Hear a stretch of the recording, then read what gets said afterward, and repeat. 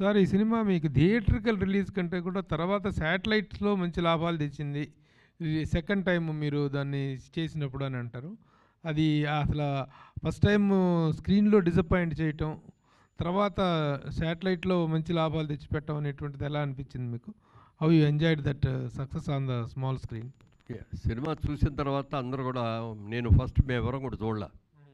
సెన్సార్లో చూశారు ఒక ఆయన, చూసి ఫోన్ చేసి చెప్పారు, అయ్యా ఇంగ్లీష్ పిక్చర్ లాగా ఉందండి, ఎస్పెషల్లీ ఆ ఫైనల్ క్లైమాక్స్ ఫైట్ చూస్తే మాత్రం తెలుగులో ఇంతవరకు అలాంటి ఫైట్ రాలేదు, చూడలేదు, అంత అద్భుతంగా చేశారు, చాలా పెద్ద హిట్ అవుద్దండి అన్నారు. తర్వాత మేమందరం కూడా థియేటర్లో చూడటం మనందరిలాగానే.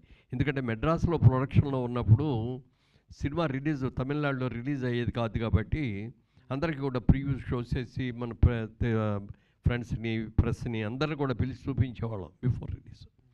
కానీ ఇక్కడికి వచ్చేసిన తర్వాత ఇండస్ట్రీ అంతా ఇక్కడే ఉంది కాబట్టి మనం ముందే రిలీజ్ చేసి ముందే అందరికీ చూపించేసేస్తే దాంట్లో చామ్ ఉండదు, మళ్ళీ ఒక్కోసారి నెగిటివ్ టాక్ కూడా స్ప్రెడ్ అయిపోవడానికి అవకాశం ఉంటుందని చెప్పి చేయట్లేదు. ఈ సినిమా గురించి మీరు అన్నట్టుగా మేమందరం ఎక్స్పెక్ట్ చేసిన లెవెల్లో చేయలే.